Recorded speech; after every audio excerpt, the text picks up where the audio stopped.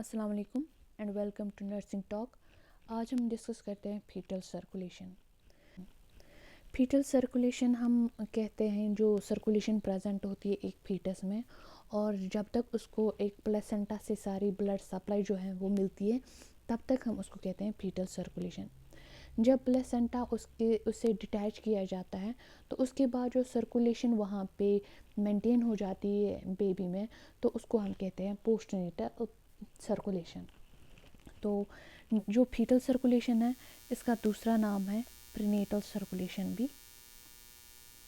Prenatal circulation आज हम ये पढ़ते हैं, प्रीनेटल सर्कुलेशन, और दूसरा हम पढ़ेंगे फिर पोस्टनेटल सर्कुलेशन, एंड थर्ड हम पढ़ेंगे रेमिनेंट्स ऑफ फीटल सर्कुलेशन। तो हम स्टार्ट करते हैं प्रीनेटल सर्कुलेशन से।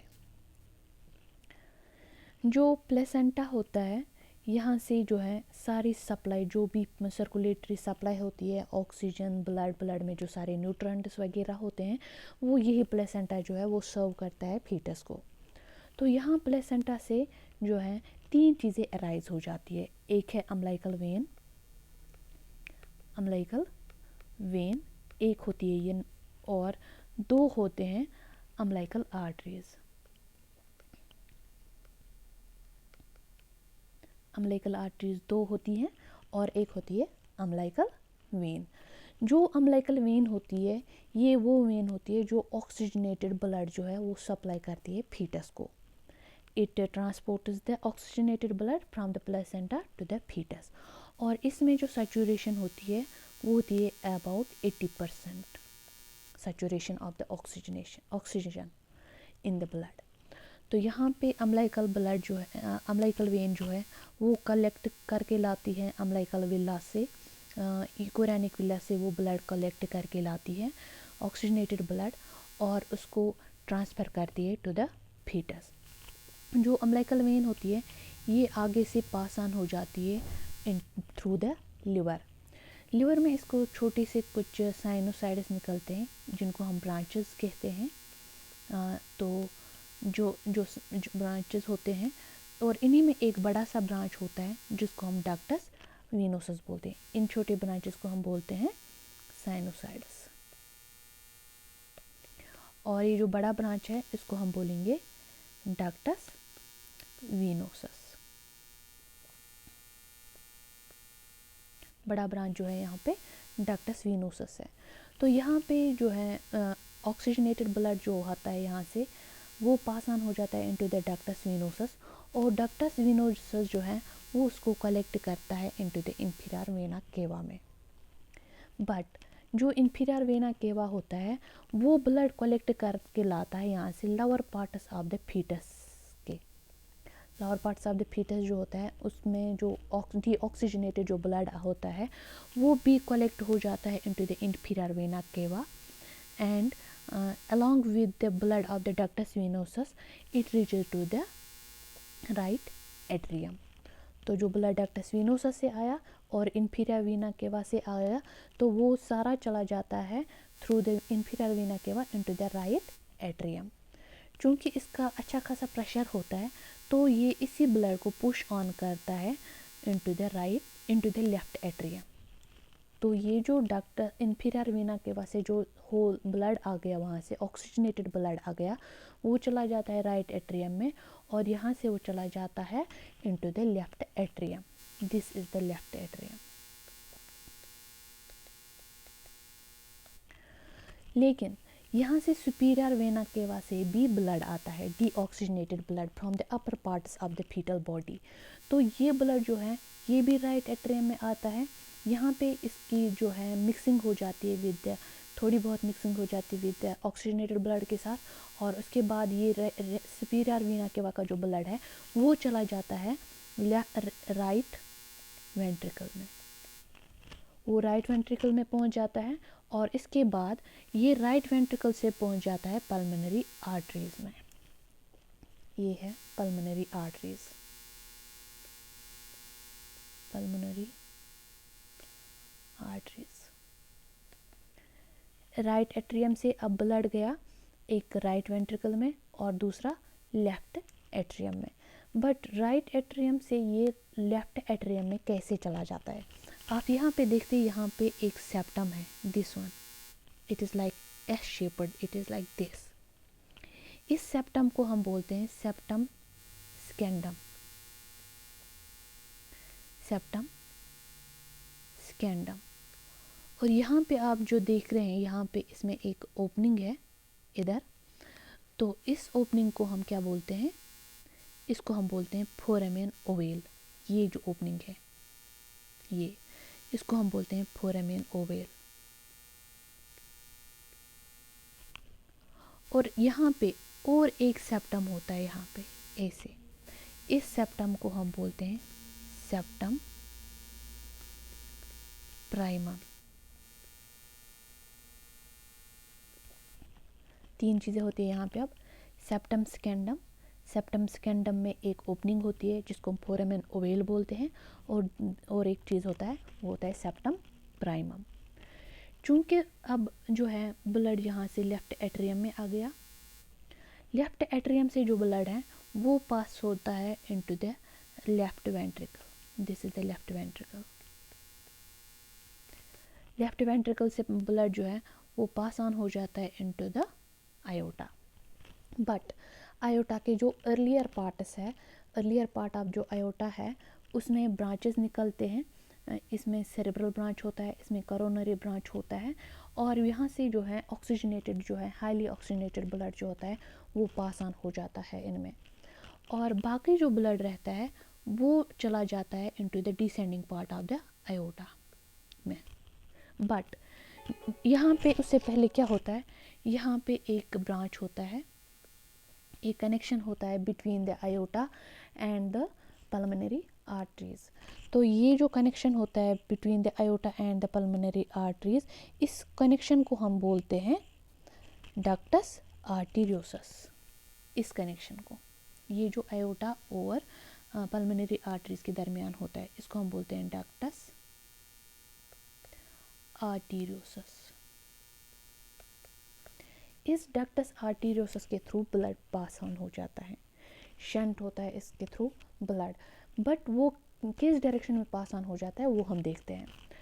चूँकि राइट एट्रियम से ब्लड आ जाता है, राइट एट्रियम से ब्लड आ जाता है इनटू द पल्मोनरी आर्टरीज, तो उसके बाद जो ये ब्लड है पल्मोनरी आर्टरीज का, ये जाना चाहिए था लंग्स में इधर। बट लंग्स जो होते हैं फीटस में वो नॉन फंक्शनल होते हैं, तो उसकी वजह से क्या होता है, वो कंस्ट्रक्टेड होते हैं और जो प्रेशर होता है वहाँ पे वो इंक्रीज्ड होता है। तो जो पल्मोनरी आर्टरीज होती है इनमें प्रेशर बहुत ज़्यादा होता है। पल्मोनरी आर्टरीज में क्या होता है, इनमें प्रेशर बहुत ज़्यादा होता है पल्मोनरी आर्टरीज में। तो उस वजह से क्या होता है, थोड़ा सा ही ब्लड जो है लंग्स में चला जाता है, बाकी ब्लड जो है वो वापस चला जाता है। तो वो जाता है थ्रू दिस डक्टस आर्टीरियोसस में। चूँकि आयोटा का जो प्रेशर है वो बहुत कम होता है इस टाइम पे, तो और पल्मोनरी आर्टरीज का जो प्रेशर है वो बहुत ज़्यादा होता है, तो इस वजह से क्या होता है, पल्मोनरी आर्टरी से ही ब्लड जाता है इनटू द डक्टस आर्टीरियोसस, बट ये डीऑक्सीजनेटेड ब्लड होता है, और उसके बाद ये ब्लड आ जाता है इनटू द डिसेंडिंग आयोटा में, और अम्बिलिकल आर्टरीज इसको ले जाती है, इस डीऑक्सीजनेटेड ब्लड को ले जाती है इनटू द प्लेसेंटा में। इन अम्बिलिकल आर्टरीज में जो ब्लड जो होता है उसकी सैचुरेशन जो होती है, oxygen saturation, that is just 58%, और ये डीऑक्सीजनेटेड ब्लड चला जाता है प्लेसेंटा में, फिर वहाँ पे फिर से मिक्सिंग वगैरह हो जाती है और वहाँ से ऑक्सीजनेटेड ब्लड आ जाता है इनटू द अम्बिलिकल वेन। तो अब हमने पढ़ा कि अम्बिलिकल वेन से ब्लड आ जाता है, ऑक्सीजनेटेड ब्लड आ जाता है, और वो चला जाता है डक्टस वेनोसस में, और डक्टस वेनोसस में चला जाएगा वो उसके बाद वीना केवा में, इन्फीरियर वीना केवा में, and then it will go into the right atrium. Right atrium से वो जाता है लेफ्ट एट्रियम में, और सुपीरियर वीना केवा का ब्लड जाएगा राइट वेंट्रिकल में।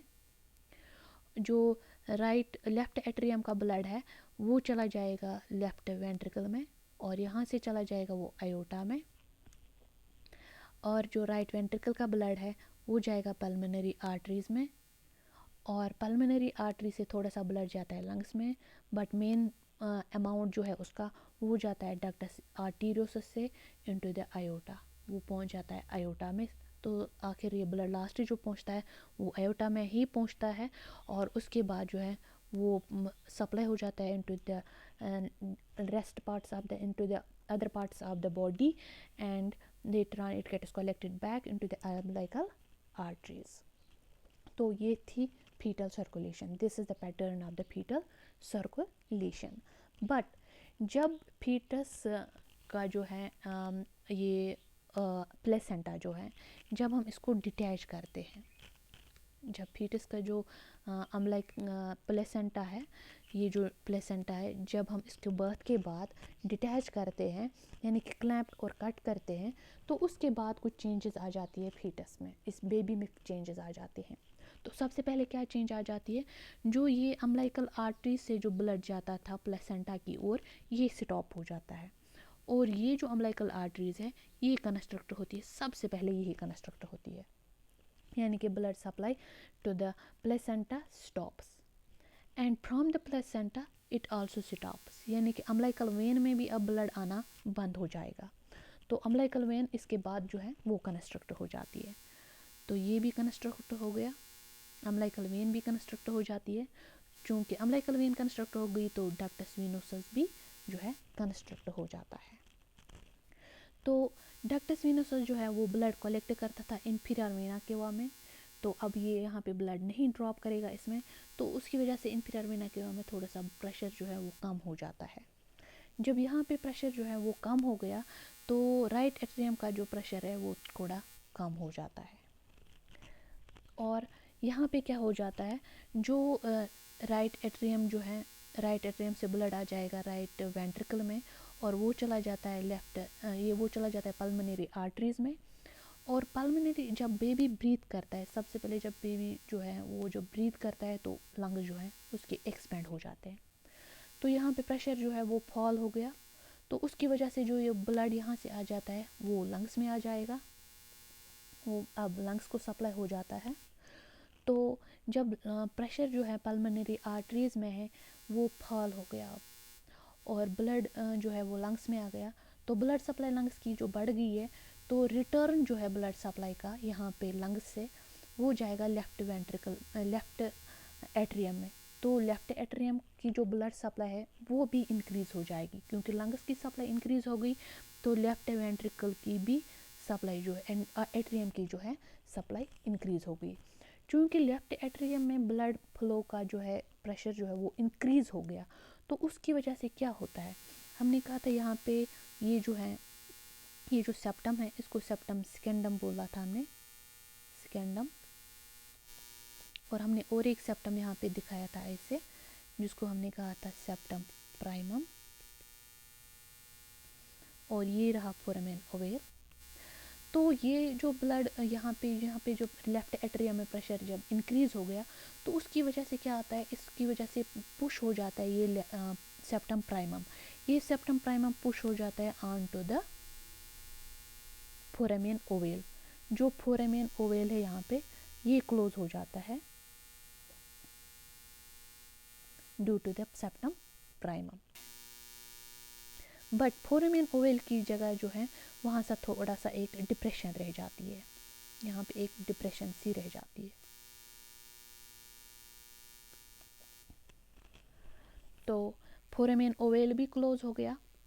तो इसके बाद क्या होता है, चूँकि लेफ़्ट एट्रियम के बाद जो ब्लड है वो चला जाएगा लेफ़्ट वेंट्रिकल्स में, तो लेफ़्ट वेंट्रिकल्स का जो प्रेशर वो इंक्रीज़ हो जाएगा, तो ब्लड जो है उसके बाद आयोटा में चला जाता है, तो मीन इसके आयोटा का भी प्रेशर जो है वो इंक्रीज़ हो गया।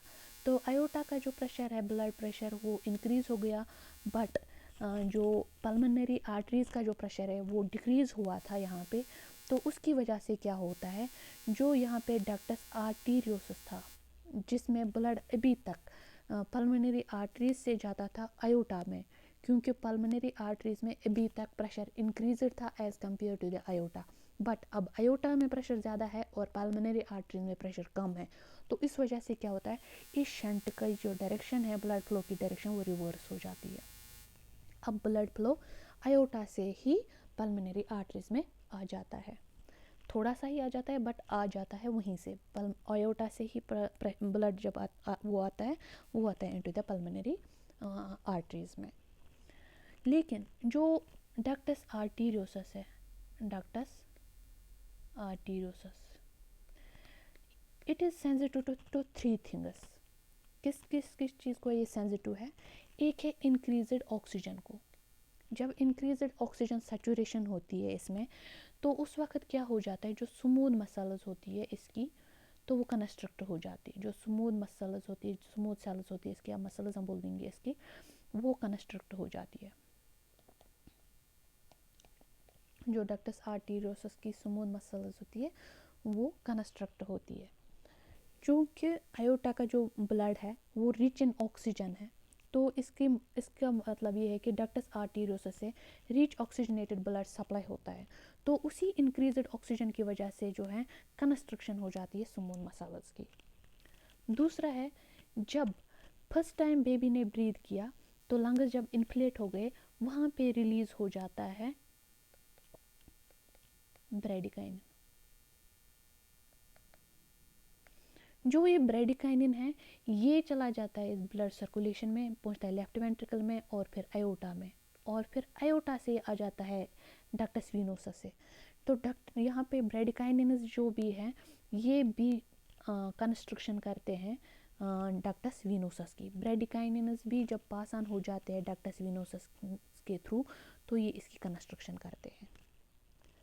तो इसके बाद क्या होता है, जो डक्टस वेनोसस की जो अपनी लोकल सेल जो होती है इसकी, वो अभी तक वो क्या करते हैं, वो जब डिक्रीज्ड ऑक्सीजन सैचुरेशन होता है उनमें, डिक्रीज्ड ऑक्सीजन टेंशन होता है उनमें, तो वहाँ पे रिलीज़ हो जाता था प्रोस्टाग्लैंडिन E2। जो प्रोस्टाग्लैंडिन E2 है ये क्या करता था, ये डायलेटेड रखता था डक्टस आर्टीरियोसस को। बट चूँकि ऑक्सीजन टेंशन वहाँ पे इंक्रीज़ हुआ है, अब ऑक्सीजन प्रेशर जो है, ऑक्सीजनेशन जो है वहाँ पे इंक्रीज़ हो गई है, तो उसकी वजह से क्या है, प्रोस्टाग्लैंडिन E2 जो है ये रिलीज़ नहीं होता, ये बहुत ही कम रिलीज़ हो जाता है। तो जब ये बहुत कम रिलीज़ हो जाता है तो रिलैक्सेशन जो है, डायलेशन जो है डक्टस वेनोसस की, वो फेल हो जाती है। तो there is a failure of the dilation of the ductus arteriosus due to the decreased supply of the decreased production of the prostaglandin E2। तो इसका मतलब ये कि जब प्रोस्टाग्लैंडिन की प्रोडक्शन डिक्रीज़ हो जाती है तो डायलेशन सिस्टम जो है वो फेल हो जाता है, और उसकी वजह से भी कंस्ट्रक्शन हो जाती है डक्टस आर्टीरियोसस की। तो 3 चीज़ें डक्टस आर्टीरियोसस की कंस्ट्रक्शन करते हैं, जिसके बाद डक्टस आर्टीरियोसस जो है वो क्लोज हो जाता है।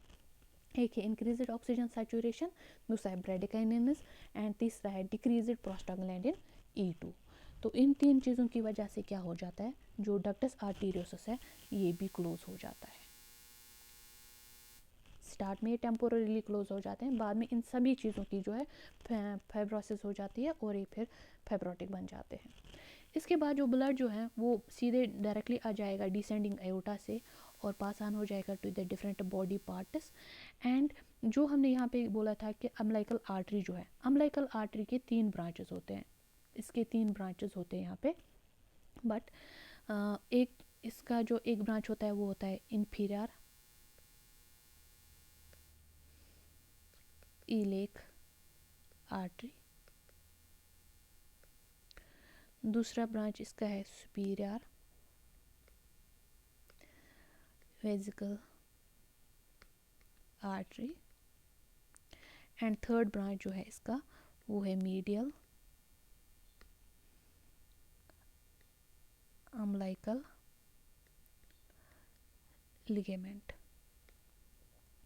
ये 3 डेरिवेटिव्स है अम्बिलिकल आर्टरी के, 3 हैं, एक है इन्फीरियर इलेक आर्टरी, दूसरा है सुपीरियर वेसिकल आर्टरी, थर्ड है मीडियल अम्बिलिकल लिगामेंट। बट इसमें जो पहले वाले 2 ये जो डेरिवेटिव्स है इसके, ये फंक्शनल होते हैं, ये फंक्शनल रहते हैं for the life time. But ये जो मीडियल अम्बिलिकल लिगामेंट है, this is the non functional derivative, non functional derivative.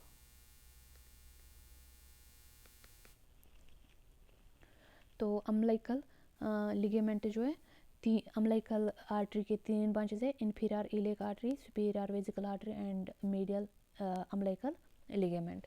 तो यही मीडियल लिगामेंट जो होता है यही कंस्ट्रक्टेड होता है इसका, यही बनता है कब, जब अम्बिलिकल आर्टरी की जो है कंस्ट्रक्शन हो जाती है, तो वहाँ पे बनता है मीडियल अम्बिलिकल लिगामेंट। तो अब हम पढ़ते हैं prenatal circulation structures and postnatal circulation structures. तो हमने अभी बोला था कि जो अम्बिलिकल आर्टरी है, अम्बिलिकल वेन जो होती है इसकी कंस्ट्रक्शन हो जाती है। तो ये प्रीनेटल सर्कुलेशन में एज अम्बिलिकल वेन होती है, बट पोस्टनेटल में क्या होता है, इसको हम बोलते हैं लिगामेंटम टेरेस बनता है इसका, लिगामेंटम टेरेस बनता है after the this in the postnatal period. और इसके बाद डक्टस वेनोसस, डक्टस वेनोसस जो है वो बनता है लिगामेंटम वेनोसम पोस्टनेटल में। और जो फोरामेन ओवल था, हमने कहा था कि वहाँ पे एक डिप्रेशन रहता है, उस डिप्रेशन को हम बोलते हैं फोसा ओवलिस इन पोस्टनेटल में। And fourth one is ductus arteriosus, और डक्टस आर्टेरियोसस रहता है एज लिगामेंटम आर्टेरियोसम।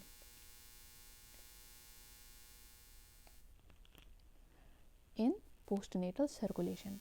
इसी तरह अम्बिलिकल आर्टरी जो है, अम्बिलिकल आर्टरी, इसका नॉन फंक्शनल डेरिवेटिव जो है इसका वो होता है फिर लास्ट पे मीडियल अम्बिलिकल लिगामेंट। तो ये थे prenatal circulation structures and postnatal circulation structures. But यहाँ पे क्या होता है, जो डक्टस आर्टेरियोसस होता है ये जो है अराउंड 20% ऑफ द पीपल, मतलब ये जो है उनमें पूरी तरह से क्लोज नहीं होता है डक्टस आर्टेरियोसस जो है, बहुत लोगों में जो है यूजुअली आफ्टर बर्थ जो है क्लोज नहीं होता है डक्टस आर्टेरियोसस। तो जब ये क्लोज नहीं होता है तो इसको हम कहते हैं patent ductus arteriosus, patent ductus arteriosus.